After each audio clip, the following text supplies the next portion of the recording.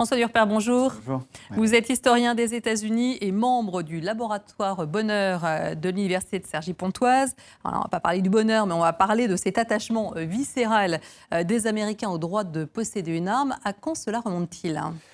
À la Constitution, donc presque à l'origine du pays, 1791, c'est le Bill of Rights, ce sont les 10 premiers amendements à la Constitution. Et le deuxième amendement, vous voyez, c'est important, le premier amendement dit que les Américains ont le droit de penser ce qu'ils veulent, protège notamment le droit de croire ou de ne pas croire. Et le deuxième amendement dit qu'ils ont le droit de posséder des armes. Et pourquoi fallait-il posséder une arme à cette époque ? De quoi devait-on se protéger ? Si vous voulez, ça fait partie de l'égalité des Américains. Je rappelle qu'en France, lors des cahiers de doléances, la Constitution française pourrait prévoir le droit à porter des armes. Il y avait dans ces cahiers de doléances le droit à porter des armes pour le peuple. Ça ne devait pas être réservé aux aristocrates. Donc ça faisait partie, en quelque sorte, de l'égalité. Mais je dirais que le droit à porter une arme, c'est un petit peu à l'Amérique ce que la corrida est à l'Espagne. Je m'explique. C'est une vraie fausse tradition. On dit beaucoup, le western, il fallait conquérir l'Ouest. Il y avait les Indiens, il y avait les bêtes sauvages. Donc il fallait porter une arme. Mais, la corrida est circonscrite quand même. Là, tout le monde a une arme. La conquête de l'Ouest ne s'est pas faite avec les armes à feu.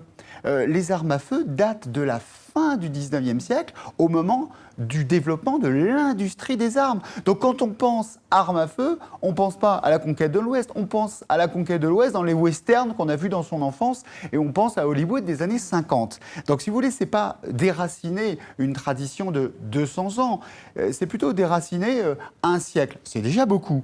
Alors c'est vrai que beaucoup d'Américains sont attachés à cela, et vous avez vu, la NRA, elle a gagné sur le terrain politique, et je rajouterai à votre très bon reportage qu'elle a gagné sur le terrain idéologique. Vous avez beaucoup d'Américains aujourd'hui qui se disent « pour me protéger, il faut une arme à feu, ce n'est pas le policier qui va me protéger, c'est une arme à feu ». Et la NRA, elle a réussi à mettre dans la tête de beaucoup d'Américains l'idée que ce n'est pas l'arme qui tue, c'est le méchant avec une arme qui tue. Bon, oui. Exactement. Alors on voit quand même aujourd'hui, c'est un mouvement sans précédent avec ces jeunes qui marchent à Washington, 1,5 million de personnes dans le pays.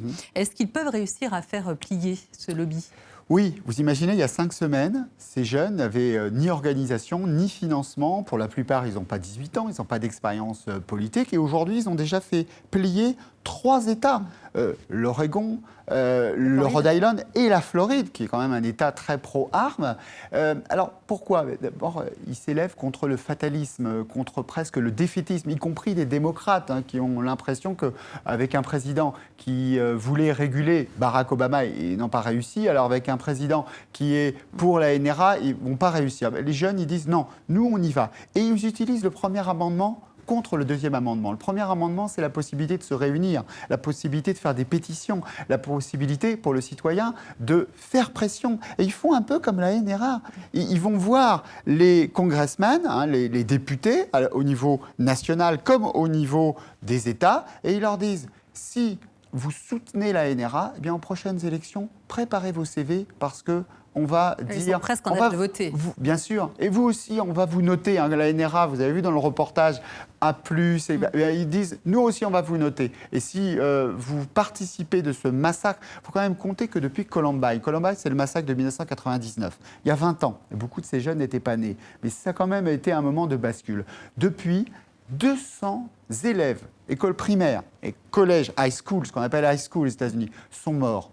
150 000 enfants ont été touchés de près ou de loin par ces crimes à l'intérieur des écoles. Et que disent les jeunes ? Ils disent qu'il ne faut pas vous intéresser seulement au massacre dans une belle banlieue résidentielle blanche. Parce que lorsqu'on est noir aux États-Unis, on a 3 fois plus de risques d'être tué par arme à feu à l'école. Lorsqu'on est hispanique, on a 2 fois plus de risques d'être tué. Mais ça ne fait pas la une des journaux américains. Mais eux, ils sont très, très politisés. Ils disent il faut aussi penser à cette égalité-là. Il n'y a pas uniquement les massacres dans les beaux lycées. Il y a aussi quotidiennement des règlements de compte dans les lycées des quartiers populaires. Alors on voit aussi que YouTube a interdit cette semaine les vidéos qui encouragent en fait la vente des armes et qui expliquent aussi leur fonctionnement. Donc on voit qu'il y a un mouvement en marche. Exactement, il y a ce mouvement en marche et peut-être qu'il y a peut-être ce qu'on appelle le momentum aux États-Unis pour ceux qui sont contre les armes, parce qu'il y a aussi ce ce réalisme de ces jeunes. C'est-à-dire qu'ils ne demandent pas l'impossible. Ils ne demandent pas qu'on désarme tous les Américains. Ils sont très très concrets dans leurs demandes. Et par exemple, ils réclament ce qu'on appelle la vérification des antécédents. Qu'est-ce que ça veut dire? Ça veut dire que dans le massacre de Parkland, le 17 morts, ce massacre de la Saint-Valentin, le 14 février dernier, eh bien, Nicholas Cruz, le tueur, il avait dit sur YouTube « Je vais faire ce massacre ». Or, dans la vérification des antécédents, on vérifie si vous avez été dans un hôpital psychiatrique, on vérifie si vous avez été dans une prison, mais on ne vérifie pas que vous avez fait des menaces publiques, et notamment sur les réseaux sociaux. Là, les jeunes disent c'est pas normal, il faut aussi prévoir ça. Et puis, ils demandent aussi que la majorité passe de 18 à 21 ans. Ils demandent pour les armes, pour la détention des armes. Pour la détention des armes, et ils demandent aussi que soient supprimées ces armes de guerre, AR-15.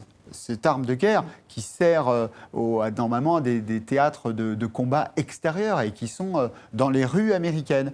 Donc il y a un ensemble de demandes, mais ces demandes sont extrêmement réalistes. Donc si on met d'un côté la force de ce mouvement et de l'autre le réalisme de leurs propositions, on peut se dire qu'il y a peut-être une fenêtre d'opportunité pour faire bouger les choses. Merci beaucoup François Durper pour cette analyse. Merci à vous.